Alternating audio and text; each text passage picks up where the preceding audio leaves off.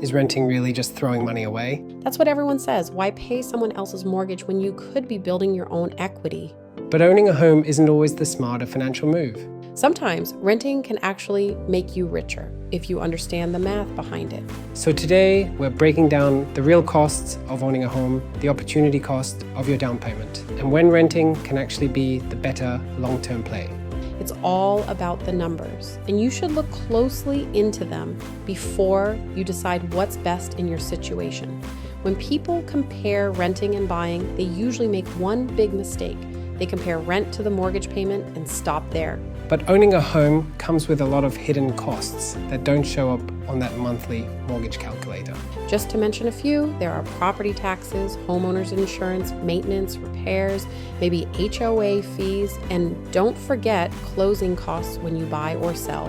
For example, say you buy a $400,000 home with a $320,000 mortgage. Your monthly mortgage might be around $2,000. Seems manageable, right?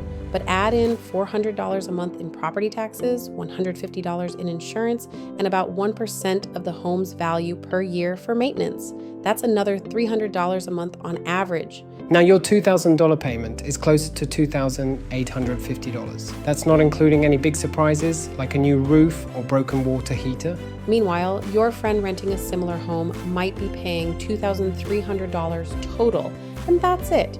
No surprise repairs, no taxes, and no stress. That's already $550 a month saved. And if they invest that difference, the gap gets even bigger over time.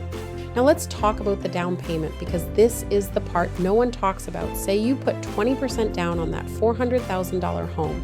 That's $80,000 plus another few thousand for closing costs. That's close to $90,000 just to get in the door. Now imagine you didn't buy, you kept renting, and you invested that $90,000 instead.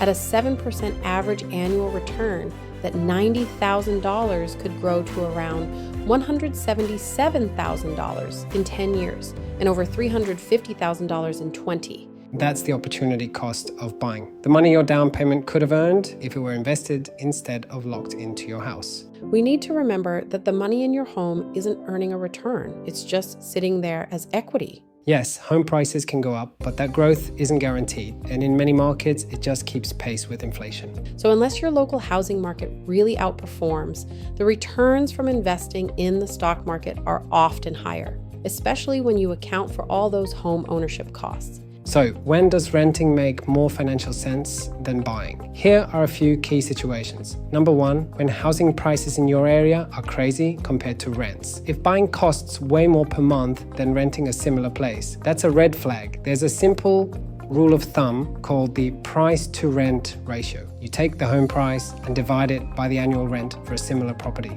If that ratio is above 20, meaning a $400,000 home that would rent for $1,600 a month, buying usually isn't the better deal.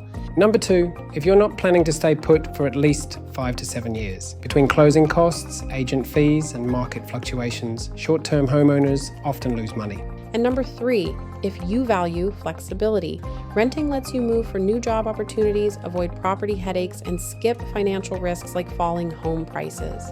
Renting doesn't mean you're throwing money away, it means you're buying flexibility and potentially freeing up cash to invest elsewhere. Because the real wealth builder isn't the house you live in, it's what you do with the money you save. Now, we're not saying buying a home is bad. It can absolutely make sense financially and emotionally. Owning is great if you're settled in one place, want control over your space, and can comfortably afford all the extra costs. And over time, paying down a mortgage does build equity. It's a form of forced savings. The key word there is comfortably. If you have to stretch every month just to afford the house, you're not building wealth, just buying stress. So before you buy, ask yourself this: would this payment still feel safe if my income dropped by 10%? Could I still invest for my future, or would the house eat up all my savings potential? Because house poor is still poor, even if you technically own your home. Let's run the numbers for a real-life example. Scenario 1. You buy a $400,000 home with 20% down, a 6.5% mortgage, and plan to stay 10 years. your total monthly cost with taxes, insurance, and maintenance would be around $2,850. Over 10 years, that's about $342,000 in payments. At the end of 10 years, you've paid down roughly $65,000 in principal, and your house might be worth $500,000 if prices rise 2.3% annually. After selling, paying agent fees, and closing costs, you walk away with about $100,000 to $120,000 in profit and equity combined. Now let's compare. If you rent a similar home for $2,300 a month and you invest that $550 monthly difference plus your original $90,000 down payment in a broad index fund. After 10 years at 7% returns, that investment grows to around $250,000, more than double the home equity from owning. Plus, as a renter, you never had to fix a roof or pay property tax.